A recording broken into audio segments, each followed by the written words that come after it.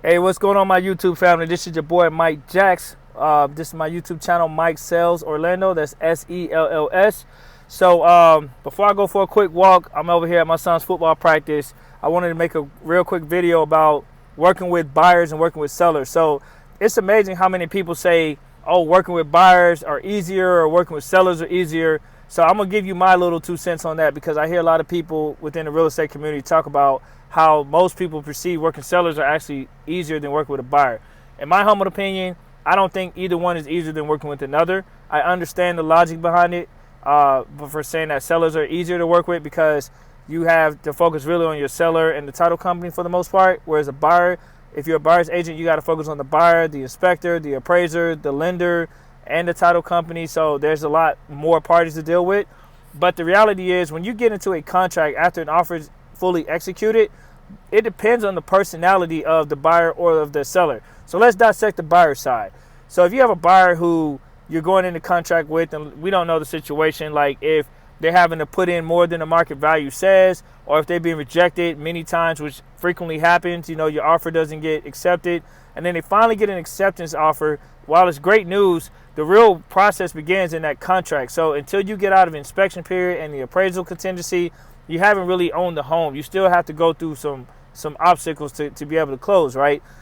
So as a buyer's agent, some of the difficulties and challenges that you're going to deal with is communicating with so many parts. As I mentioned earlier, the appraiser, well, not the appraiser directly, but getting the appraisal report and communicating that with the lender and the buyer and the inspector and the title company, making sure all these people are doing their jobs, because they work with so many clients, so many buyers and sellers. It gets to a point where it's like you want to make sure that they got all their X's and O's tight. You know what I mean?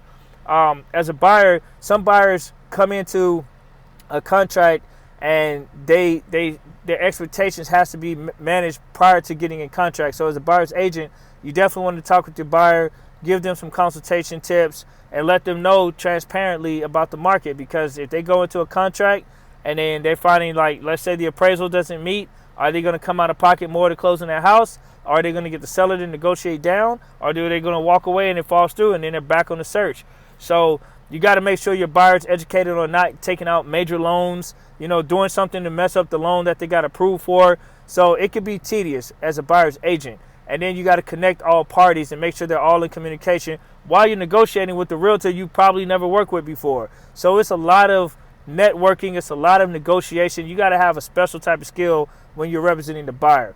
And you also got to have a special skill when you're representing the seller. But on the seller, there's a little bit different delegated responsibilities. Now, on the seller side, once you get into a fully executed contract, check this out.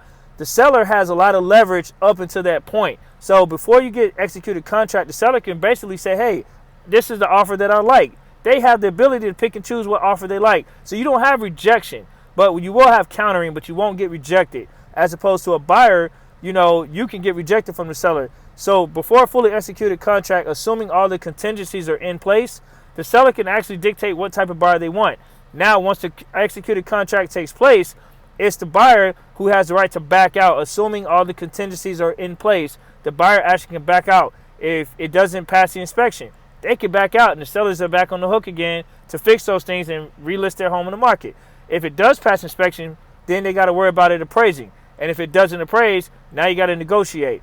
So from a seller, while it appears to be a little bit less stricter or less complex than working with the buyer, I don't think that's true, because you have challenges. Believe it or not, some sellers, even though you've had a listing exclusive listing appointment with sellers prior to listing their home, some sellers start looking around at all these sources, and that's why as a realtor, you got to be real diligent with your seller, because at least with the buyer, once you've agreed to a contract, that buyer is pretty much like, hey, this is the price I'm going to pay unless it doesn't appraise. The seller, on the other hand, that seller, they might start thinking, all right, if it doesn't appraise, I don't want to budge because I've seen this house go for XYZ.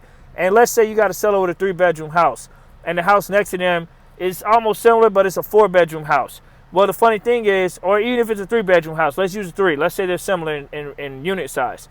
The funny thing is, their neighbor could have gotten over the market value because they made repairs to their house that was necessary to help expand their income, their net, right, to be able to get a return on investment. So I'll give an example. let's say you have family A, family B. If family B is putting their house on the market and family A has put their house on the market a little earlier, but family A sold it for more than the market value and got it, family B is going to say, hey, I want to be able to sell this the same way because they did it. So while they're in contract, if it doesn't come out of the appraised and they want, top dollar for it, here's the funny thing. Family B has to understand, they might have got upgrades, a brand new kitchen and shower. While that looks nice, a lot of that stuff doesn't appear to be what gives you the top market value from an appraiser. When you spend, if family A is like, hey, I have a new roof, a new AC unit, but family B has not put in money to get those things, and then their house, like their grass is kind of not mowed, they have a little clutter going on in the home, you're not going to increase your chance of getting max value. So you can't compare what someone sold their house for and say you should get the same, because the reality is all sellers are not equal. I'm going to say it again. All sellers are not equal. Some sellers take better care of their house than another. And therefore, if you invest in your home and market it the right way, you might have a higher chance at getting top dollar. If you have clutter over your home, if you haven't mowed the grass, like this is stuff that I see, guys. I've seen sellers put their house and go well above the market value just because 2 or 3 houses in their home in the street sold. And I look and I'm like, well, yeah, you got a new kitchen and a new bathroom, but your grass is not cut.